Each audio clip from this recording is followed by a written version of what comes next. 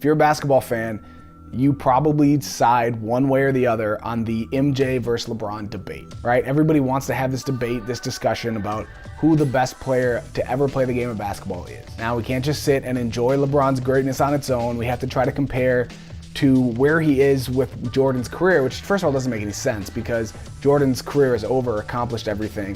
Could LeBron eventually be better than what Jordan has accomplished? Sure, possibly. But right now, early on, when he first came to the league, they've been comparing him to MJ since he was 18 years old. Like, okay, that's a rant. In my opinion, we should just enjoy LeBron's greatness for what it is right now, what he's doing right now, not worry about past, future, just be in the present. And when it's all said and done, then if you want to look at the numbers, if you want to compare the two, look at highlights and statistics and see which one had the better overall career, then fine. But wait till he's done, okay? Comparisons are so stupid and dangerous. Don't ever compare yourself to anyone else.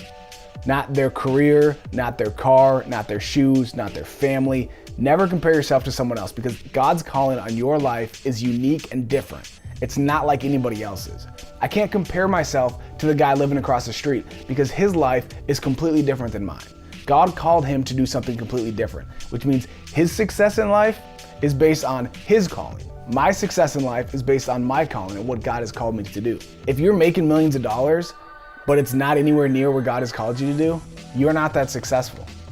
If you're sitting here and you're struggling to get by, but you're reaching the lives that God's called you to reach, that's a success. When people compare MJ and LeBron, I say, well, why can't you throw in Wilt? Why can't you throw in Kareem Abdul-Jabbar? Why can't you throw in Bill Russell, who has 11 championships rings? Well, they say, well, it's a different era. Well, how can you compare eras? How can you compare eras? How can you compare positions, right? Jordan was a 2-guard, Bill Russell was a center, so how do you compare which one was better? You can't. So comparing yourself to other people is not only are you different eras, different positions, but it's a completely different sport. We're all in different leagues. We're not even in the same sport. You can't compare your life to somebody else. It's not the same thing. Your call is completely different. Even if you're working the same job as a coworker and you're like, we have the same job and they're higher up, so obviously they're doing better. You don't know what they're called to do and you don't know what you're called to do. You know, I have not been as successful in doing videos as maybe as I would like to do, and other people that I see and other people that I quite honestly are more talented than I am, going further and making more money in the video world, you know, whether it was in journalism or making movies or whatever. Like, I have friends that are doing pretty well in this, but that's not exactly what I'm called to do. I'm not called to do exactly what they're called to do.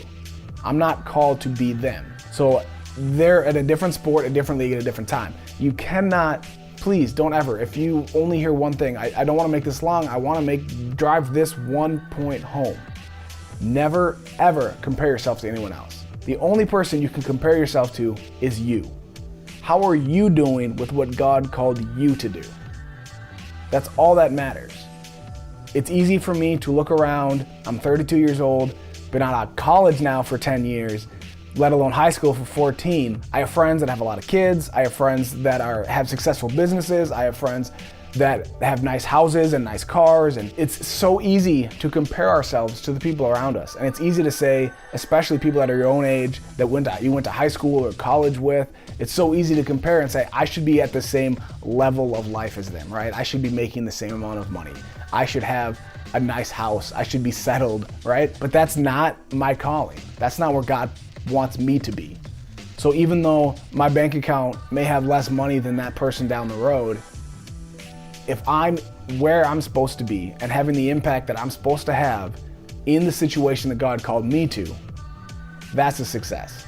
And I can continue reaching for success and striving for better as long as I'm striving within that calling. If your striving for success is to make more money because that's what success looks like to the world or to this person over there, then you're off and you're wrong and it's not going to be a success. And that's not how God measures success, and that's not how you should measure success, and that's not how you're going to find fulfillment and happiness in life. So again, I want to drive this point home.